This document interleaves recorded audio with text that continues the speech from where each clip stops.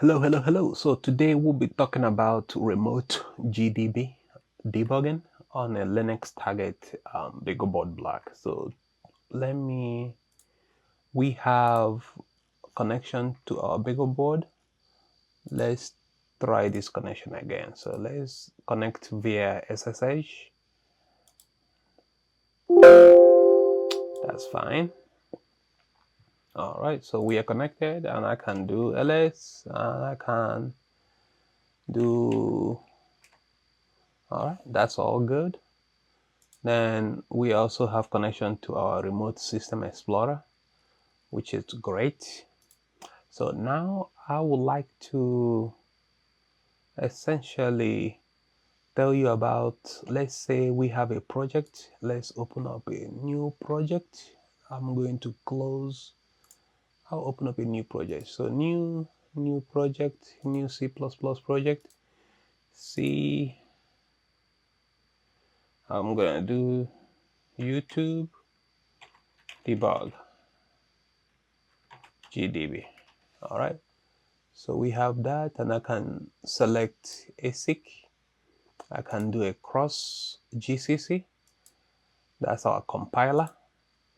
I can do next, and I still have this my compiler. This is very important. So if you look back at my old video, I showed how I was able to set up my toolchain compiler, and this is what I'm using, and I showed how I downloaded it and everything. So if you don't have this, go and get it. So click finish, and now we have a new project, just hello world, and we can go ahead and build it really quick. So if we build it, it should build fine, which is great, 0 error. So how about if we want to debug this code, like put a breakpoint, hit the breakpoint, and being able to, without, so the last time we did this, we built it and we loaded this binary to our application, then SSH'd into our application and ran it similar to this. So look, for example, if I do test project, it says hello world. So luckily I still have this, so it says hello world. It runs like this, but it's kind of like a black box, right? You need to be able to, let's say you have a bigger project, you want to step through it and inspect some variables and all of that. So that's where debugging comes in. Debugging is kind of like,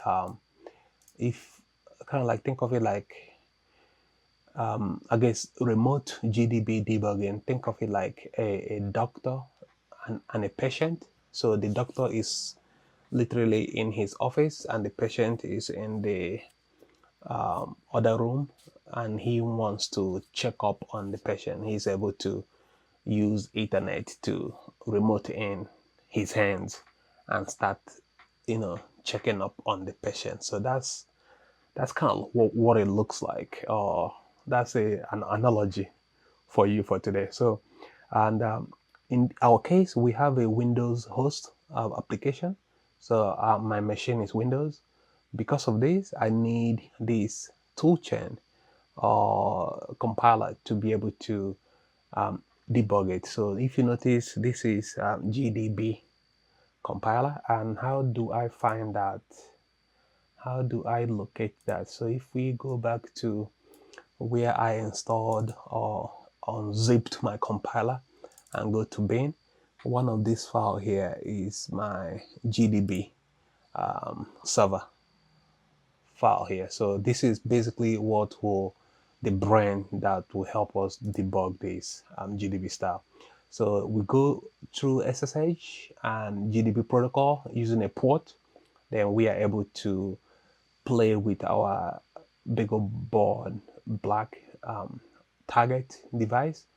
And this target board also require a GDB server.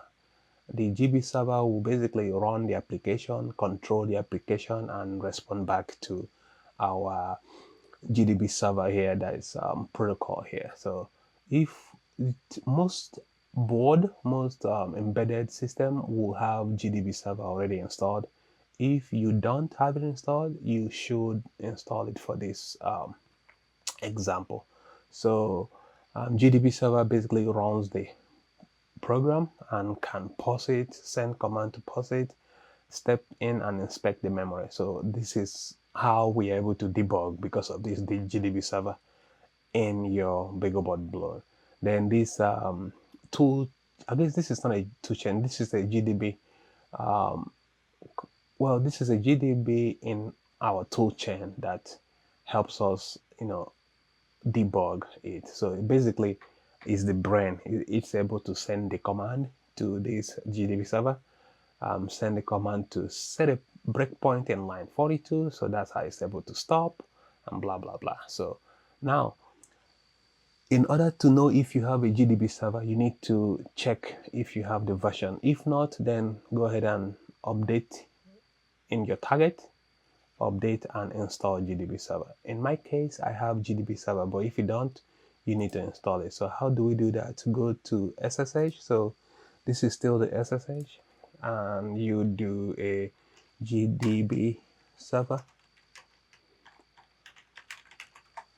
So as you can see, I have my GDB server already installed, and it is 16.3.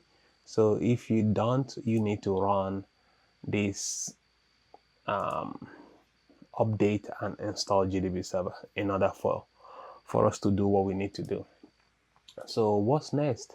Now we have confirmed we have the GDB server in our target, and we also have GDB toolchain GDB connector in our host or Windows machine.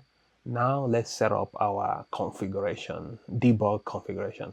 An easy way to do that is right click on the project, go to debug as, then click on debug configuration. This is the one that I did before, but for this tutorial I want to do everything brand new. So in order to configure a new GDB server, just click here, right click and do new configuration, and we can call it, yeah, let's just leave it here. Let's leave it this name.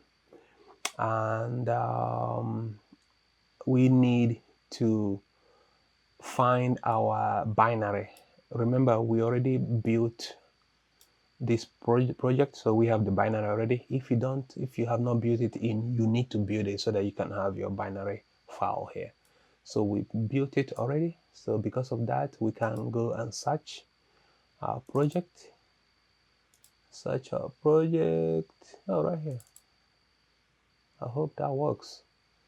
If not, we might have to go back. So then we need to set up our connection. We need this IP. If you don't have it, you need to do new and enter your host IP. I did this before, setting up our IP address or SSH into our IP address. So if you don't have it, I guess if I click on new SSH, then okay, then we need to type in the IP address of your BBB IP username, and then you need to click on password and put your password. But since I already, then click finish. Since I already have it, I will use mine. And what's next? So remote part, we need to do this. So we'll just go ahead and browse remote, and we're already in our remote home Debian. So I'll go ahead and click OK. So it will be in our Debian folder, and then the next place you need to go, this looks okay, then go to Debugger.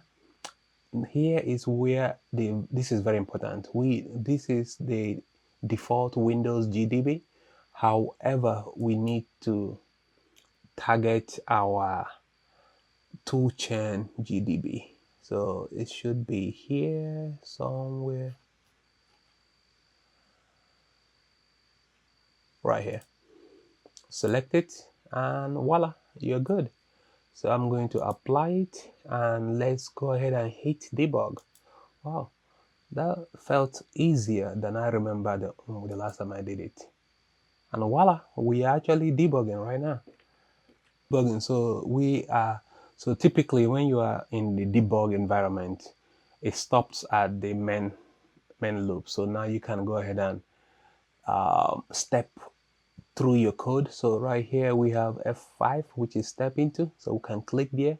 So keep an eye on here. You will see that it will step to the next one and to the next one. So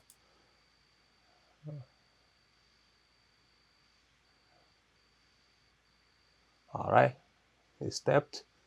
Then we can step again, and that's it. So, and just like that, we are able to debug our application. And that's pretty much it for this lesson. So think of all you can do. You can write an actual LED controlling the board, and you can step through the code and debug your application, which is what we'll be doing on the next video. So I will see you there. Talk to you later. Bye bye.